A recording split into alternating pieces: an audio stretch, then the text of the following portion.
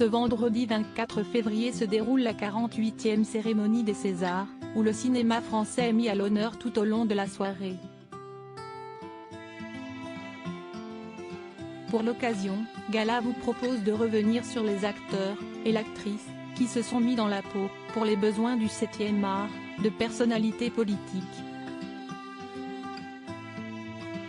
De l'Hexagone, en passant par l'outre-Atlantique, les figures emblématiques du gouvernement sont une source d'inspiration sans fin pour certains cinéastes. En atteste l'incarnation à l'écran de président de la République, chef d'État, Premier ministre ou militant par de grands noms du cinéma. En France, il y a François Mitterrand qui a été porté à l'écran par différents comédiens, à l'instar de Michel Duchossois dans l'affaire Gordy, Histoire d'une cohabitation, réalisé par Guillaume Niclou et diffusé sur Canal+ en 2012. La même année, Christian Vincent signait la comédie Les Saveurs du Palais, dans laquelle Jean d'Ormesson jouait le rôle de l'ex-président aux côtés de Catherine Fro et d'Hippolyte Girardot. Autre acteur à avoir enfilé le costume de celui qui a partagé la vie de Daniel Mitterrand, Michel Bouquet, dans Le Promeneur du Champ de Mars de Robert Guédiguian, sorti dans les salles obscures en 2005. Son successeur, Jacques Chirac, a été incarné par Bernard Lecoq en 2013, dans le film La dernière campagne de Bernard Stora. Dans ce même long métrage, Patrick Braoudé a donné vie à une réplique de François Hollande, tandis que son confrère Thierry Frémont a imité les mimiques de Nicolas Sarkozy. Patrick Braoudé a de nouveau joué le rôle de l'ancien président Hollande dans le film de Clint Eastwood Le 15h17 pour Paris, sorti en 2018 au cinéma. Le mari de Carla Bruni a d'ailleurs été plusieurs fois peint au cinéma, comme en 2021 dans la comédie Président, signée Anne Fontaine, avec l'acteur Jean Dujardin. Grégory Gadebois, quant à lui, s'est mis dans la peau de François Hollande. Dans le biopic La Conquête, sorti en 2011 dans les salles, c'est Denis Podalides qui jouait le rôle de Nicolas Sarkozy aux côtés de Bernard Lecoq, qui, 2 ans avant la dernière campagne, incarnait déjà Jacques Chirac à l'écran.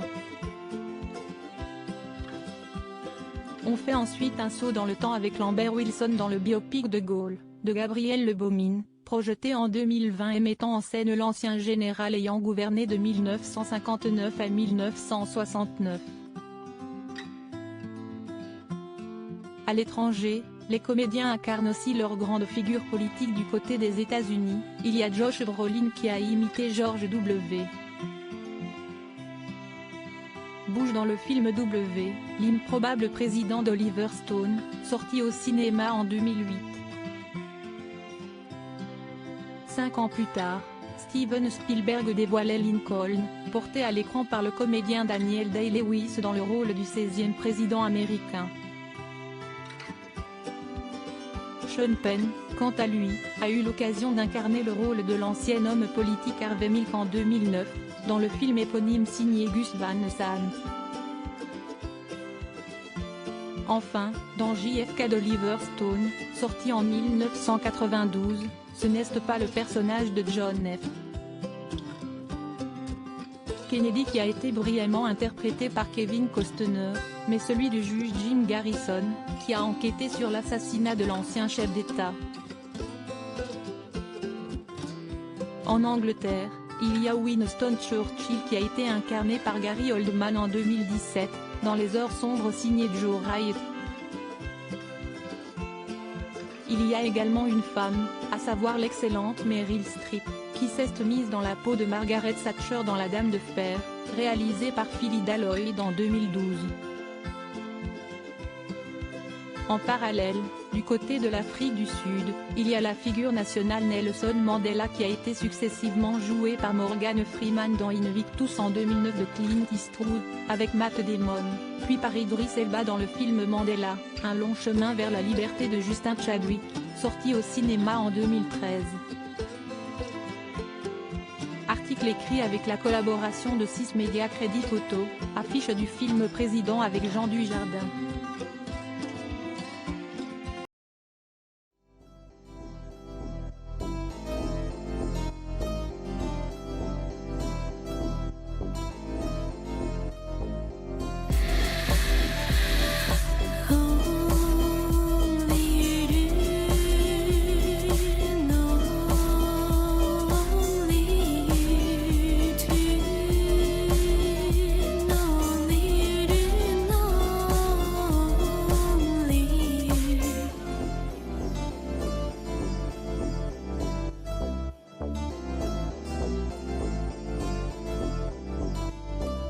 去。